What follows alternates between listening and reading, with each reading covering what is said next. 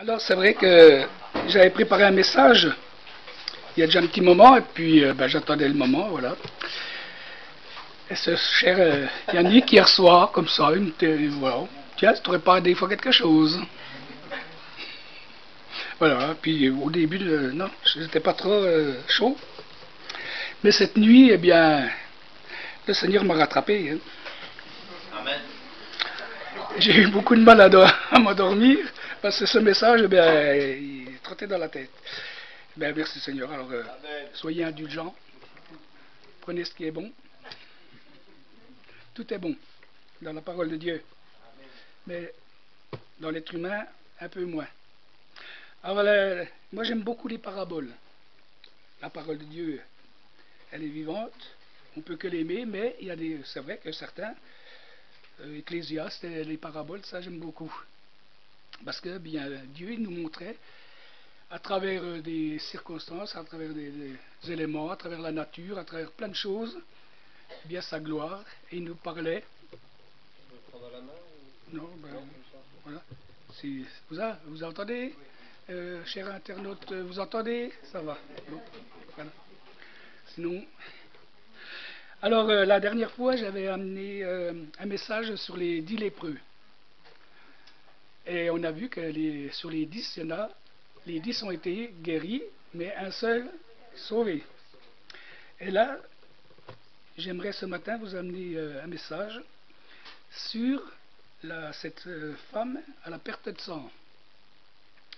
Et ça, c'est vrai que quand on lit ce passage, c'est tellement...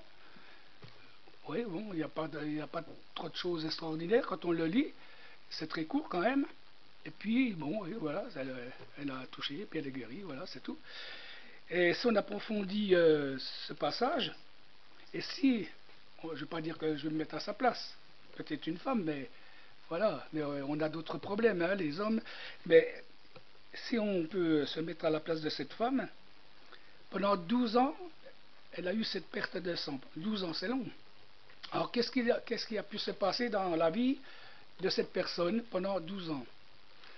Bon, elle avait entendu parler de Jésus peut-être un petit peu avant, mais jusque-là, eh bien, elle n'avait pas pu rencontrer Jésus. Par contre, je vais le lire, elle a vu beaucoup de médecins. Non seulement elle a vu beaucoup de médecins, mais elle a dépensé tout son argent.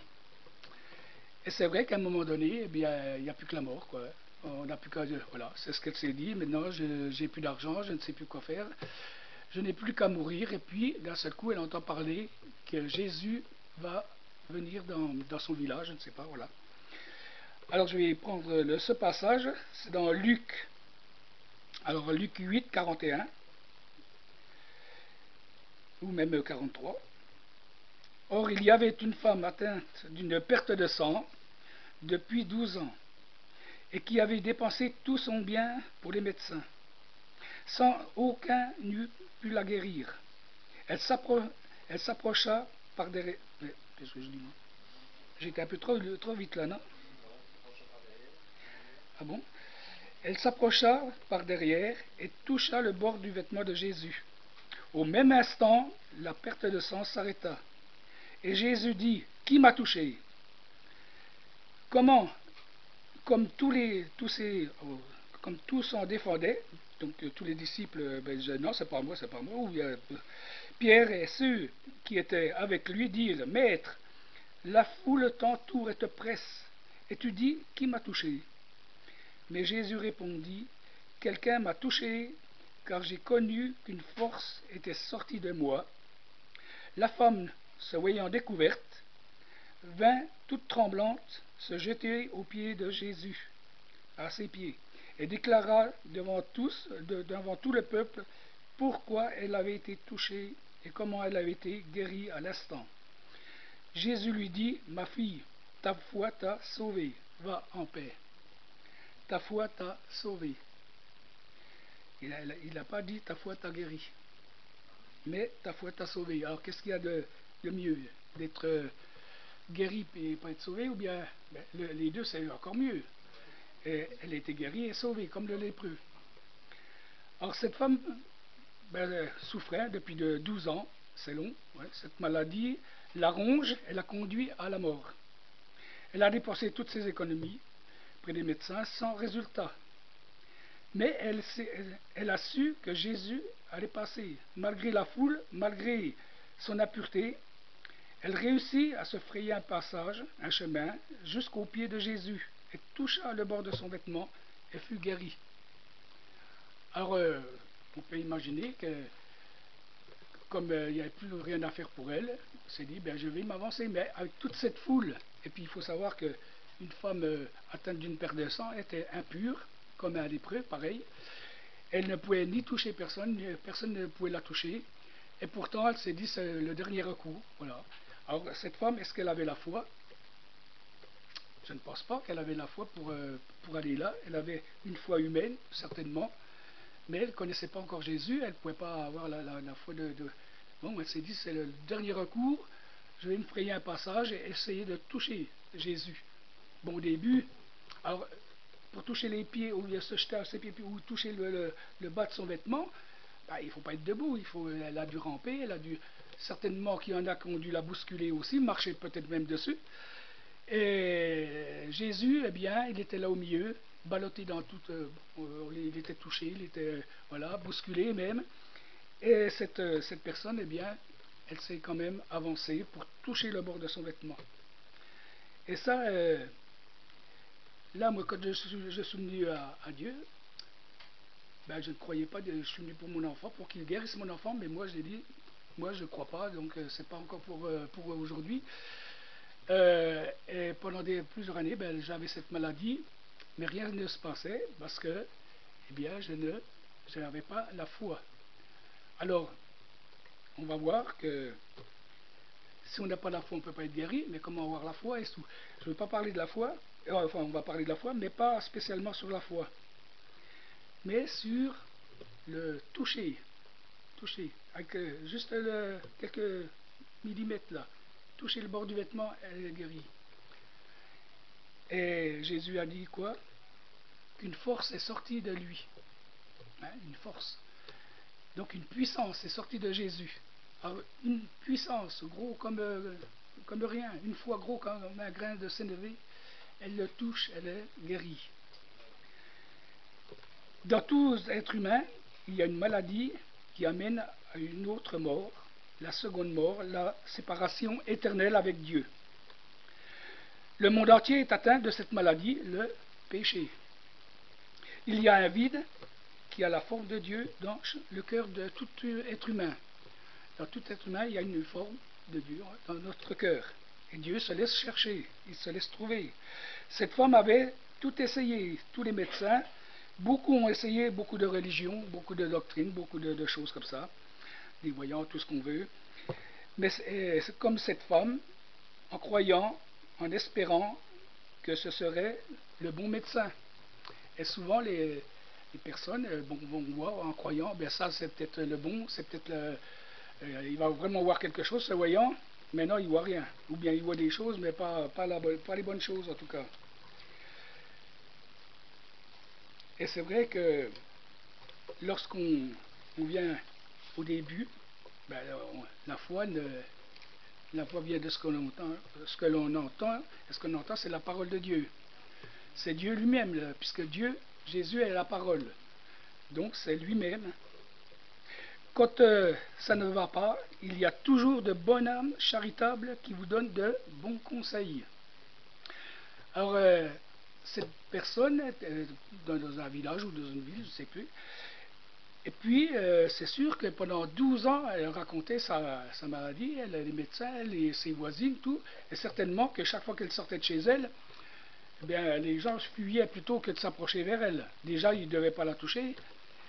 Et elle racontait ses misères, sa maladie, et puis ils en avaient peut-être ras-le-bol, dire ça y est, elle va me raconter encore son histoire, je ne sais pas ce qu'elle a fait pour avoir ça. Voilà, donc il y a beaucoup de personnes qui vont, et chacun de nous, on a pu vivre des choses comme ça. Ah oui, mais s'il a cette maladie, peut-être qu'il a péché, ou bien peut-être qu'il a ci, ou bien peut-être qu'il aurait dû faire ça.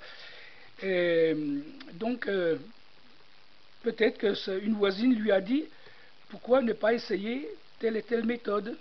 Méthode quoi, ou je ne sais pas, il y a tellement de méthodes maintenant que il y en a des dizaines et des dizaines. Pourquoi n'est-ce. Puis elle se dit, tiens, pourquoi pas après tout. Ou, puis elle a essayé, mais ça n'a pas marché. Ou une autre, il faut te résigner, prends ton mal en patience. Quand tout va bien, c'est facile de le dire. Hein? Mais tu verras, ça va bien passer. Et ben non, ça passe pas comme ça. Et quand on est dans la souffrance, bien on a les oreilles qui se ferment un petit peu. Il vaut mieux d'ailleurs, mais d'avoir les oreilles spirituelles ouvertes. Nous aussi, parfois, tout le long de l'année, on se résigne sur tout ce qu'on peut vivre.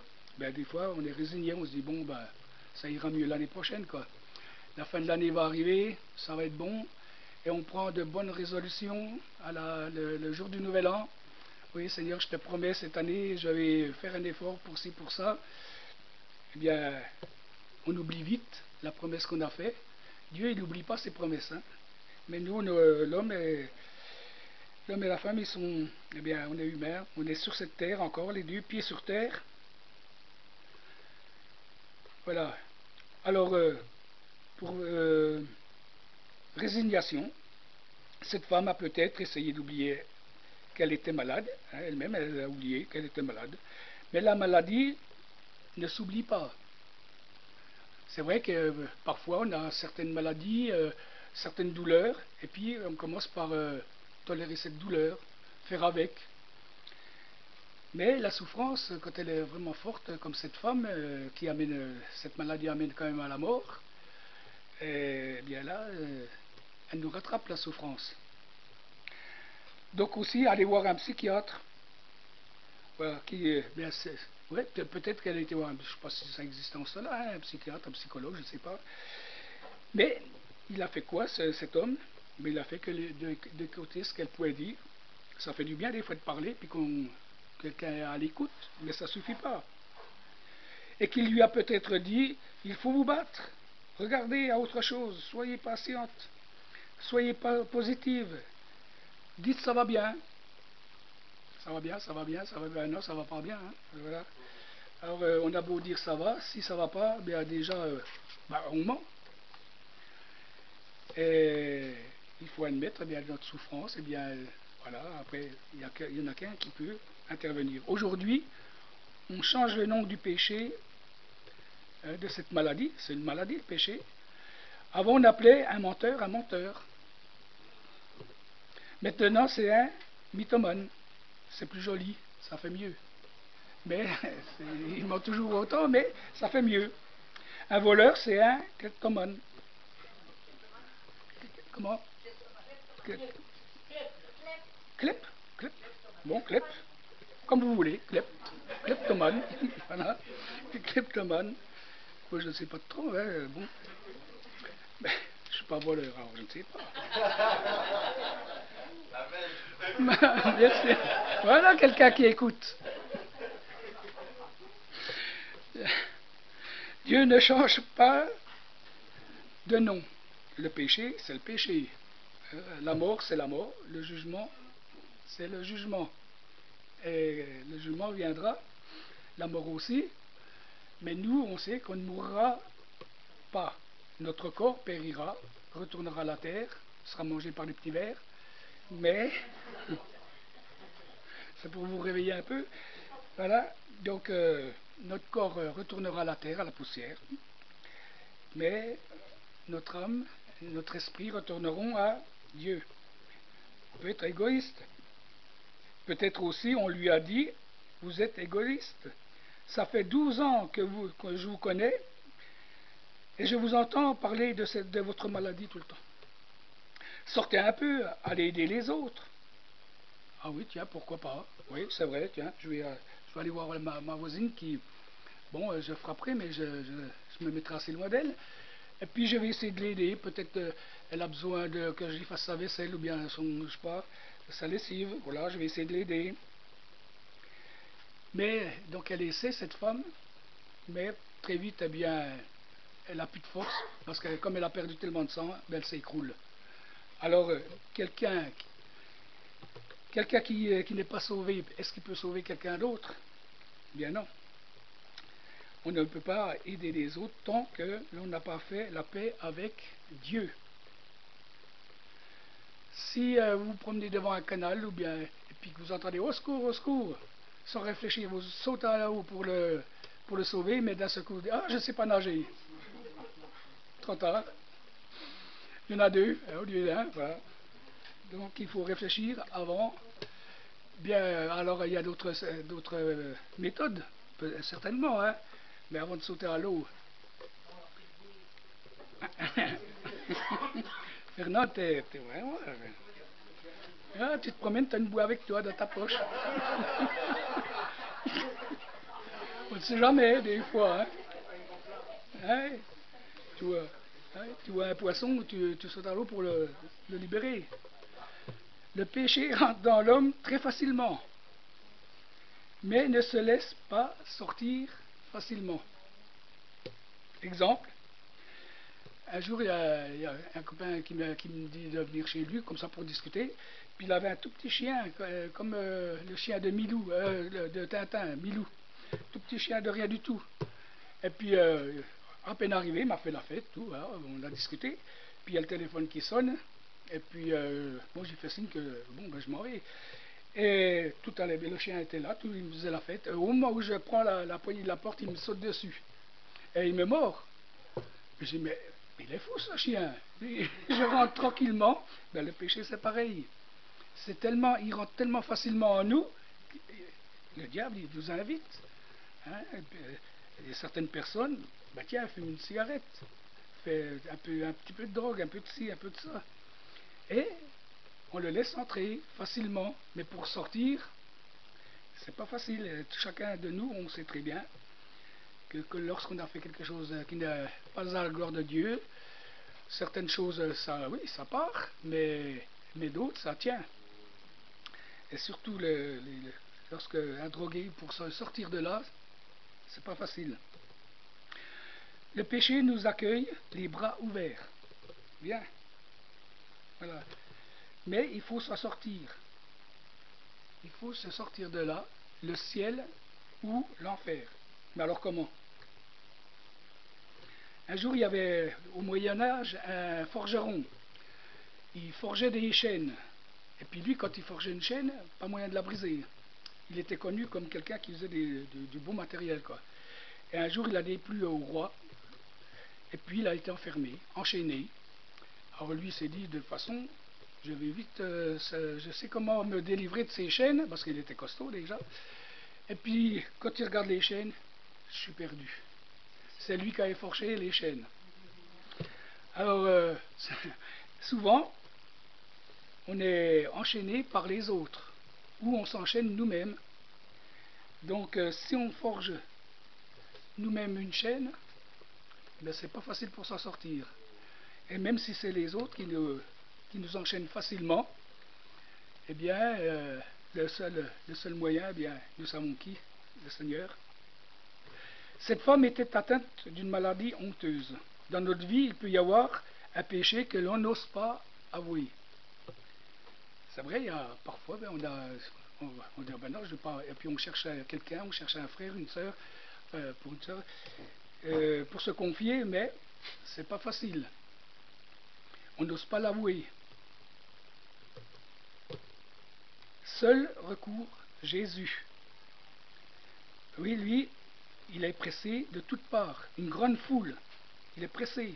Mais il faut se frayer un passage et toucher le bord de son vêtement pour être libéré de ses chaînes, pour être libéré de cette maladie, pour être libéré de ce péché qui nous tient tant. La grandeur de Jésus est si grande, sa mort, sa résurrection, sa pureté, que le bord de ce qu'il a fait suffit à nous libérer et guérir. Seulement un petit peu de la puissance de Jésus nous libère et nous guérit. Un peu. Il n'y a pas besoin de beaucoup. Un peu de lui.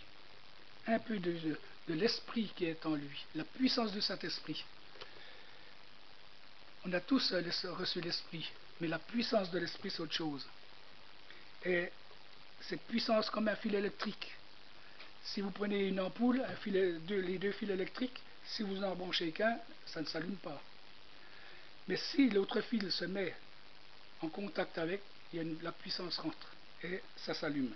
Bien, c'est pareil pour nous, c'est pas exactement pareil. Si on touche, pas seulement de croire, c'est pas la foi qui sauve, c'est Jésus qui sauve. Parce on dit toujours, sans la foi, on ne peut pas plaire à Dieu, sans la foi ci, sans la foi là. Mais la foi, c'est qui? C'est Jésus. Et seul Jésus peut sauver. La foi, on ne sait pas trop ce que c'est, puisque c'est Jésus qui nous la donne. Il se donne lui-même à nous. Il rentre en nous. Donc, on a la foi en nous, mais c'est pas dire j'ai la foi, puis moi je disais toujours, oui, j'ai la foi, j'ai la foi, j'ai la foi. Ben non, je ne l'ai pas, voilà. Ça vient comment?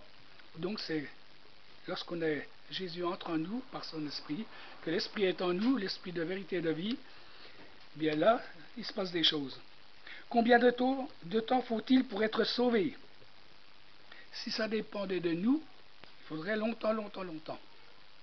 Jésus a dit au brigand, aujourd'hui, Jésus, le brigand, il n'a pas eu le temps de faire quoi que ce soit, simplement, la foi, il n'avait pas non plus, mais il a cru simplement au Seigneur que lui pourrait faire quelque chose parce qu'il a reconnu que c'était quelqu'un de bien, quelqu'un qui n'a fait aucun mal et qu'on va le massacrer, le tuer. Alors que lui, il avait fait beaucoup de choses et qui méritait la mort. Et Jésus lui a dit, aujourd'hui même, pas demain, mais aujourd'hui même, tu seras avec moi dans le paradis. Cette femme, au bon moment, fut guérie en un instant. Alors, par la foi, par la foi, c'est la foi qui nous fait connaître Jésus. Et c'est Jésus qui nous guérit.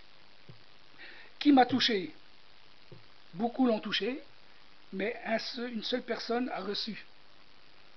Alors les disciples, pourtant ils marchaient avec Jésus, ils étaient peut-être malades aussi, ils avaient peut-être des problèmes, et d'autres qui ont touché Jésus, mais il ne s'est rien passé du tout en eux. Et cette femme qui vient, elle touche simplement un petit peu, elle est guérie. Voilà, une seule personne a reçu, parce qu'une seule personne a vraiment touché le Seigneur. On peut toucher Jésus, comme ça, on peut le toucher, mais il y a une différence entre quelque chose qui se passe si on le touche sincèrement, de tout notre cœur, de toute notre âme et esprit. Beaucoup prient, mettent des cierges, ou bien plein de choses encore, mais rien ne les transforme. Ils n'ont pas changé. Ça veut dire qu'on est religieux. On fait plein de choses qui ne servent à rien, en tout cas pas pour être sauvé ni guéri. Comment toucher Jésus? Quand il était sur terre, on pouvait le toucher. Mais même maintenant, non, comment? Alors il est dit que par la foi. Par la foi, parce qu'on ne le voit pas, mais par la foi, on croit qu'il est tout-puissant, qu'il est mort, ressuscité, qu'il a vaincu Satan, qu'il nous a libérés, guéris, pardonnés, sauvés. Alors, si je n'ai pas la foi, je ne peux pas être sauvé. Il est écrit, la foi vient de la parole. La parole, c'est Jésus. Si la foi vient de Jésus, pourquoi est-ce qu'il ne me donne pas, qu'il ne me guérit pas, Ça, c'est quand même un peu compliqué. Si Dieu me demande la foi que je n'ai pas, il me demande quelque chose au-delà de mes possibilités. Donc Dieu est dur. Dieu n'est pas bon. Moi, j'ai été guéri sans avoir la foi. La foi est venue après. Mais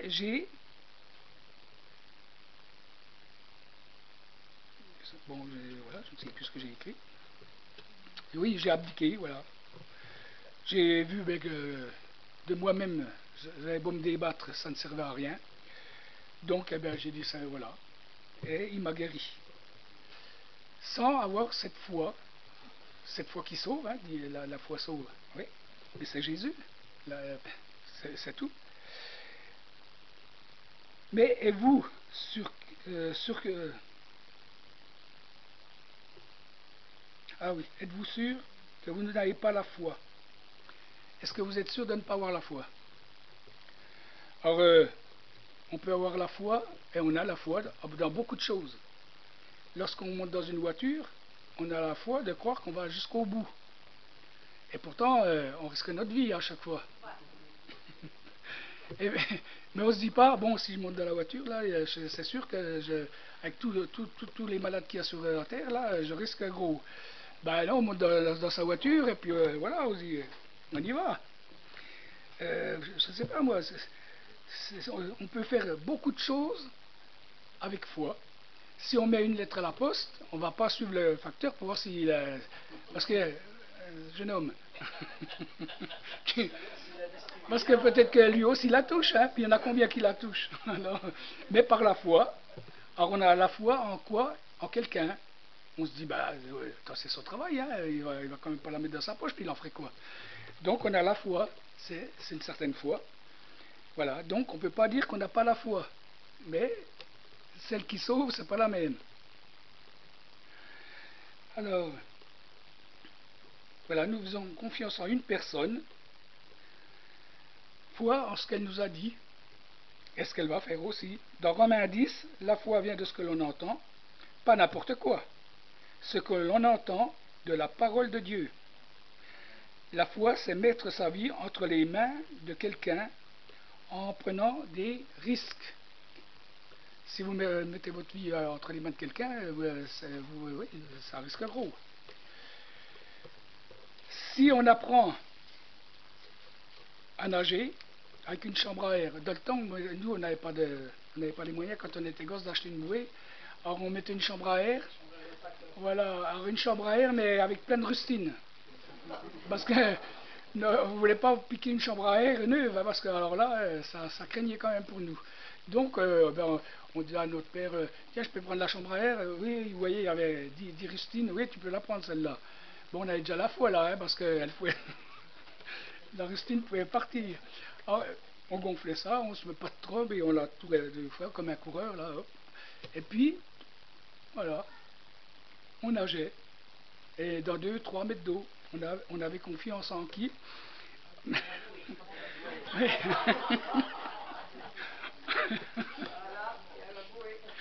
Voilà, on avait confiance. Voilà, on se lance par la foi dans l'eau. Et puis on dit, ouf, j'ai réussi à nager. Grâce à qui? La foi? Parce que j'ai eu la foi à la rustine. Oui, aux rustines. Voilà. On a eu la foi à la chambre à air et aux rustines. Bonne colle dans le temps. Maintenant, non. Non, vous mettez une colle, ça ne se tient plus. Jésus-Christ, il n'y a pas d'autre sauveur que lui. C'est lui qui sauve. C'est la foi qui me fait m'en remettre à Jésus. C'est par la foi je m'en remets à Jésus. C'est pas la foi qui sauve, mais c'est Jésus qui sauve. Voilà. La foi, c'est d'avoir confiance, prendre quelqu'un au mot. Chiche.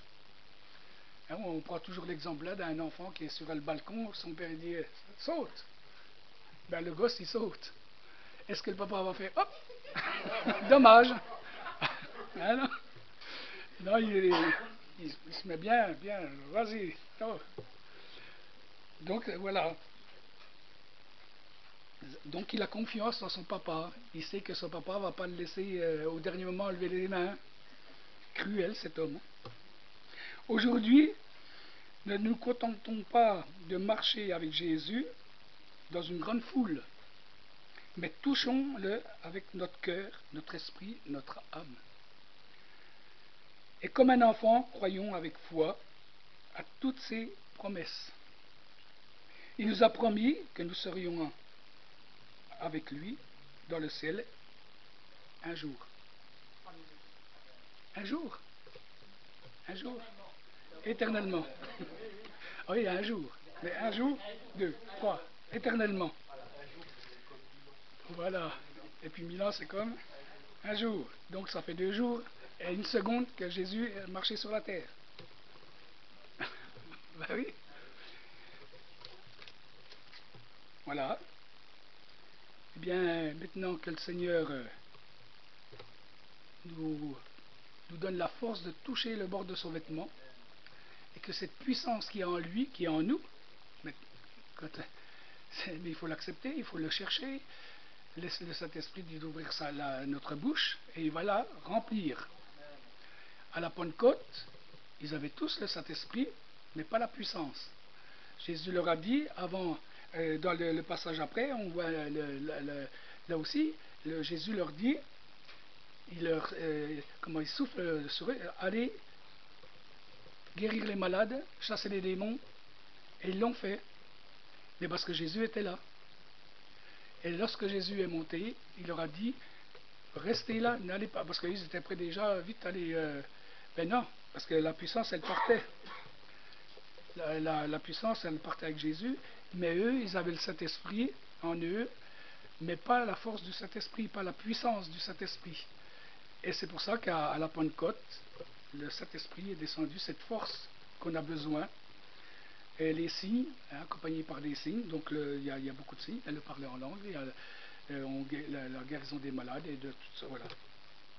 Donc recherchons la puissance du Saint-Esprit. Et Jésus n'est pas avare, il donne à celui qui le demande. Demandez, vous recevrez. Ouvrez votre bouche et je la remplirai. Et surtout laissez votre intelligence charnelle stérile. Si on pense à ce qu'on va dire, c'est sûr qu'on la ferme vite. Parce que on dit, moi je dis n'importe quoi. Mais en tout cas, c'est pas n'importe quoi. Parce que là-haut, eh bien, tout est recueilli. Et pas décortiqué, parce que c'est déjà fait. C'est déjà écrit. Voilà. Et c'est comme ça qu'on peut voir les signes et des miracles, qui est réservé à qui? À ses enfants. Et nous devons être des témoins partout où nous allons. Si on n'a pas de puissance, ben on est comme des religieux, on est sauvé par grâce, mais on ne peut vivre aucune chose merveilleuse, aucun miracle. Et cette femme, simplement, elle a rampé, elle ne s'est pas posé la question, mais ils vont me lapider, parce que si au moment où elle s'est levée, puis elle a dit Seigneur, puis qu'elle s'est remise ben, il l'aurait lapidé. Si elle n'a pas été guérie, il la lapidait. Et Jésus, eh bien, il a dit ta foi t'a sauvé. En plus, la guérison. Alors Jésus, ce matin, il veut aussi nous guérir. Il veut vous guérir physiquement, mais aussi nous guérir dans notre âme, notre esprit, afin que nous puissions être des fidèles témoins, des disciples accomplis, et ne pas regarder non plus à notre misère, parce qu'à un moment donné, eh bien, ça ne va pas. Donc toujours dire Seigneur, il n'y a que toi. Voilà. Je remets ma vie entre tes mains, comme même Jésus l'a dit, hein, je remets mon esprit entre tes mains. Et le brigand a été sauvé, et beaucoup d'autres, eh bien par simplement en disant Seigneur, je ne peux rien faire de moi-même, déposer notre fardeau au pied de la croix, parce que la maladie c'est un fardeau, mais si on le porte volontairement, si on dit ben oui mais bon ça fait 10 ans, puis maintenant j'ai beau prier, on a beau m'imposer les mains, c'est toujours pareil, mais déjà là il ne se passera rien. Parce que il y a un temps, 12 ans, et là quelques minutes ça y est, et pourtant là ben, elle s'est mise à terre. Voilà. Elle a rampé pour toucher, malgré la foule. Souvent on est entouré d'une foule, et puis là on est fort, hein, au milieu d'une foule on peut être très très fort, on bouscule même Jésus, on entend des choses, et puis on rigole aussi, hein. On peut rigoler aussi, et puis il ne se passe rien. Par contre si on touche son bord de vêtement, cette puissance, un tout petit peu de cette puissance, eh bien suffit. Que le Seigneur vous bénisse, qu'il nous bénisse, et puis bien que cet après-midi soit encore un partage, une communion fraternelle, que nous puissions vivre encore de grandes choses, parce que Jésus en réserve de grandes choses. Amen.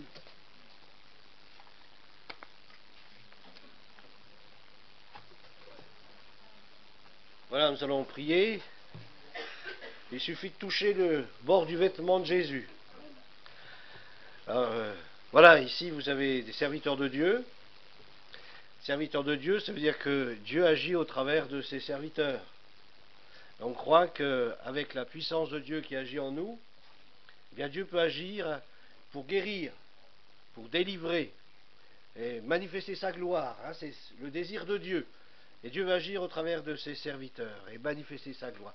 Ils imposeront les mains aux malades et les malades seront guéris. Ce n'est pas nous qui guérissons, mais lorsque nous posons nos mains sur vous, c'est Jésus qui, au travers de nous, pose ses mains sur vous. Et il confirme sa parole. Alléluia. Parce qu'il est vivant. Et il est ressuscité. Alors on va prier pour les malades. Je pense qu'il y a quelques malades au milieu de nous qui ont besoin de la prière. Alors ne vous attendez pas à ce que nous vous communiquons quelque chose, mais attendez-vous à ce que Jésus, au travers de nous, vous communique quelque chose. Alléluia. Alors j'ai voulu juste vous lire un verset ou deux pour cela suscite votre foi. Si déjà au niveau de la prédication, votre foi n'a pas encore été suscitée, eh bien, laissez-vous susciter la foi. Laissez cette foi susciter, eh bien, de bonnes choses pour que vous puissiez saisir le bord du vêtement du Seigneur. Parce qu'aujourd'hui, ça peut être un jour bien spécial pour chacun, pour celui et celle qui s'attend à Dieu. Voilà dans le livre aux Hébreux, au chapitre 12, verset 1er, verset 2. Nous donc aussi, puisque nous sommes environnés d'une si grande nuée de témoins. Le frère a parlé de sa guérison, de ce qu'il a vécu. Je pourrais aussi parler, moi aussi j'étais guéri, j'avais une allergie qui durait depuis plusieurs années. Et le jour où je suis venu à l'imposition des mains, j'ai demandé au Seigneur si vraiment sont tes serviteurs, eh bien que je sois guéri à l'instant même. Et au moment où ils ont posé leurs mains sur moi, à l'instant même j'étais guéri. Et je crois que ce que Dieu a fait pour moi et bien d'autres choses, que j'ai pu vivre aussi de guérison, je crois aussi qu'il peut le faire pour vous, parce que Dieu n'a pas changé, il est le même hier, aujourd'hui, éternellement. Alléluia. Alors nous sommes environnés d'une nombreuse nuée de témoins. Je pense que ce matin, plusieurs pourraient rendre témoignage des guérisons. Qui a déjà été guéri par Jésus? Alléluia. Vous voyez, donc il y a au moins plus d'une dizaine de personnes. Et on n'est pas très nombreux ici, mais déjà au moins 10 personnes peuvent rendre témoignage des guérisons. Alors il y a une nuée de témoins qui nous entoure. Sur toute la surface de la terre, des hommes, des femmes qui ont expérimenté la puissance de Dieu. Et ce matin, cette même puissance de Dieu est là, au milieu de nous. Alléluia. Alors, rejetons tout fardeau. Alors l'incrédulité, c'est un fardeau. Ta maladie, c'est un fardeau. L'incrédulité, c'est un fardeau. Chasse-le loin de toi. Et la foi, et crois dans le Seigneur. C'est lui qui donne, c'est lui qui bénit. Et reçois sa parole ce matin. Alors, rejetons tout fardeau et le péché qui nous enveloppe si facilement, et courons avec persévérance dans la carrière qui nous est ouverte. Nous avons vu que cette femme, elle a couru derrière Jésus, s'approchait de Jésus. Il y en avait peut-être qui voulaient un peu l'empêcher ou qui se mettaient un peu en travers. Non, moi, je veux toucher Jésus. Un peu comme cet homme, Bartimée, il dit « Fils de David, aie pitié de moi !» Et puis il s'est fait un chemin au milieu de la foule, il ne voyait rien, il était aveugle. Et à un moment donné, eh bien, il s'est approché de Jésus, il a été guéri. Est-ce que tu veux vraiment recevoir ce matin? Ou est-ce que tu dis « Oui, ça va être encore comme les autres fois ?»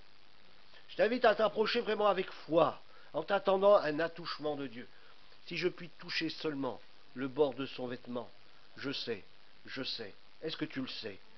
Que tu puisses serrer dans ton cœur, avec persévérance dans la carrière qui nous est ouverte, et ayant les yeux fixés sur le prédicateur.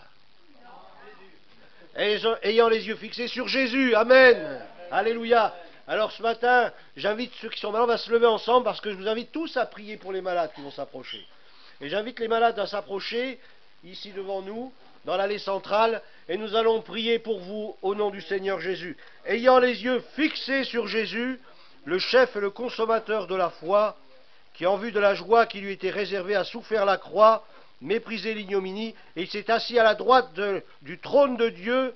Considérez en effet celui qui a supporté contre sa personne une telle opposition de la part des pécheurs, afin que vous ne vous lassiez point l'âme découragée. Alors ce matin, ne sois pas découragé, reçois au nom de Jésus. Alléluia. Ouais, j'invite le prédicateur à s'approcher, notre frère Christian Balland. Alléluia. Avec la prédication qu'il nous a donnée ce matin, eh bien, la puissance de Dieu va se manifester. Amen. Alors je t'invite à prier pour les malades. Alléluia. Il donne encore